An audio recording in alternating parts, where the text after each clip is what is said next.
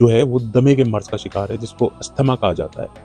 और ये शायद हमारा इनहेरिट प्रॉब्लम है, और इसकी वजह से हमारे बच्चे, हमारे बड़े सब निज़ाम तनफ़ुस यानी कि जो सिलसिला होता है ना सांस लेने का, इसके लिए जब मौसम की तब्दीली होती है, सर्दी से गर्मी की तरफ जाते हैं या गर्मी से सर्दी की तरफ जाते हैं, जब मौसम तब्दील होता है तो हमारे यहाँ सबको रात को हॉस्पिटल में ले जाके न्यूबलाइज करना पड़ता है, या घरों में हमने न्यूबलाइजर्स खरीद रखते हैं, तो उसके अंदर हम अपने घर में सबको न्यूबलाइज करते हैं।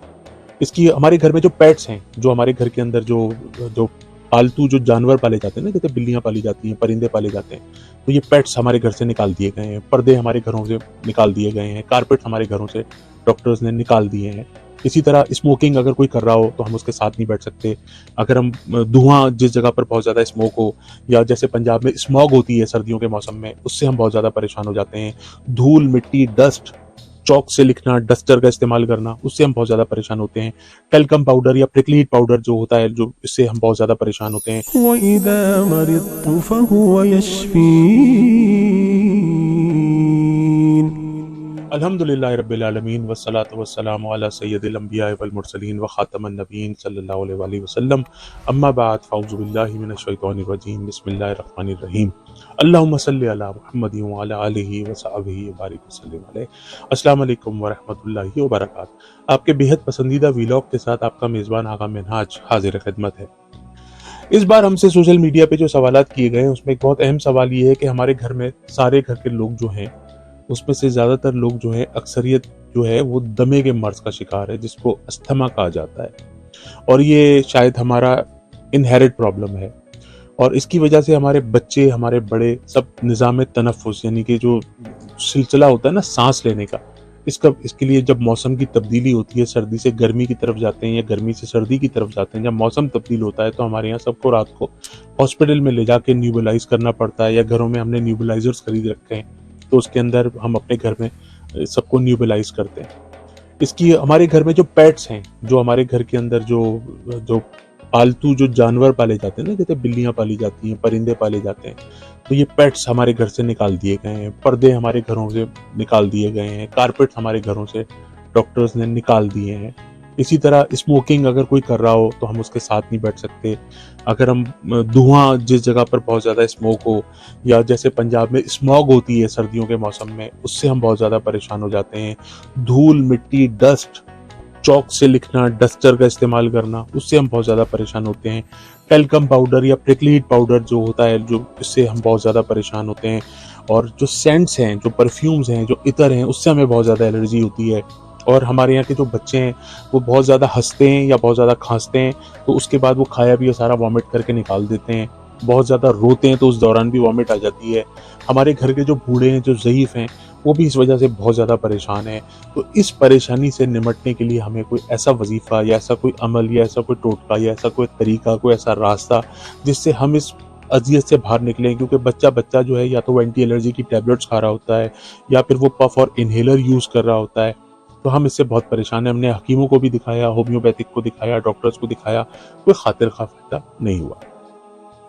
अच्छा नाज़रीन मोहतरम, ये जो आपके सामने मैंने जो ये भी कंप्लेंट्स रखी हैं, जो सोशल मीडिया पे हमें जो सवालात आए, वो मैंने एज़ इट इज़ आपके सामने रखे हैं। तो जिन घरों के अंदर इस तरह के मरीज़ होते हैं, वहाँ पे वाक़ई ये चीज़ें होती हैं।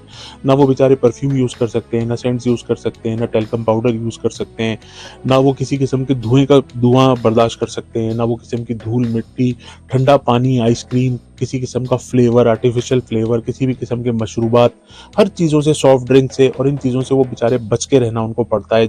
जो घर में पेट्स होते हैं वो भी वो नहीं पाल सकते। घर में कारपेट्स के ऊपर से भी जो धुआं के धूल मिट्टी जो कारपेट्स के ऊपर से और जो रुआं वगैरह उठता है, उससे भी उनको बहुत ज़्यादा परेशानी होती है।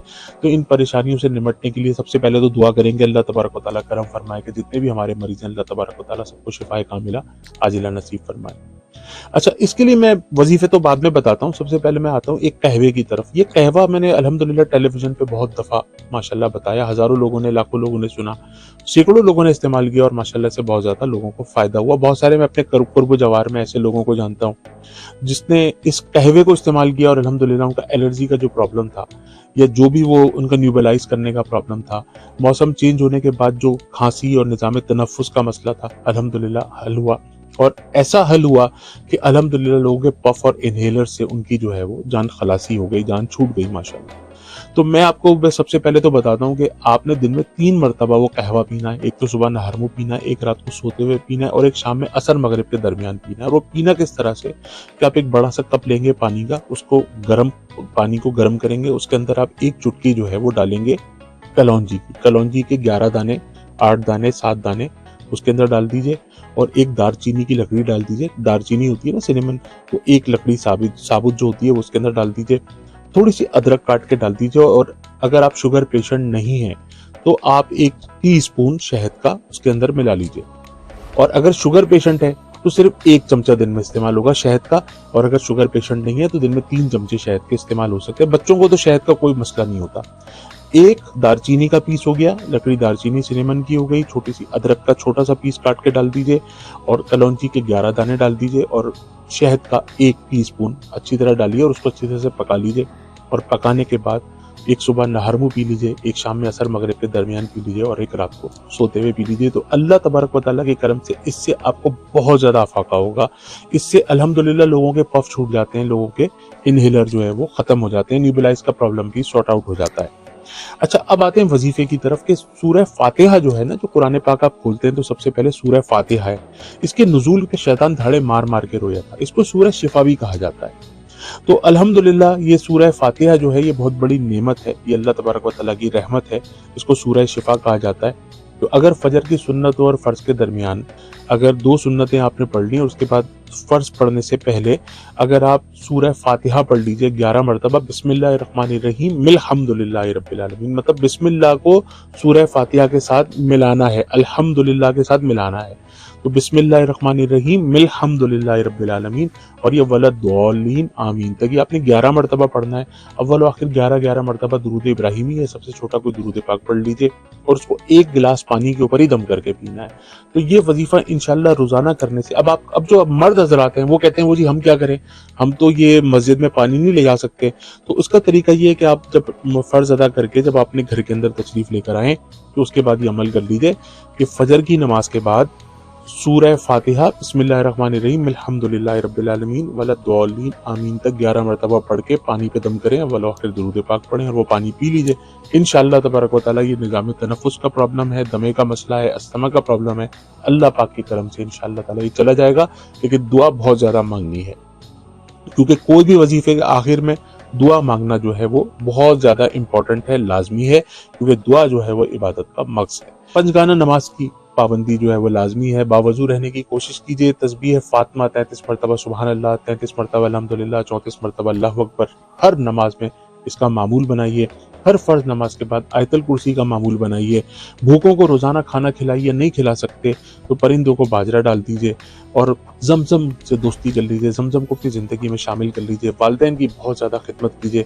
और मेरी स्काइप आईडी आगा मिनहाज के नाम से और व्हाट्सएप नंबर भी इस वक्त टेलीविजन स्क्रीन के ऊपर मौजूद है।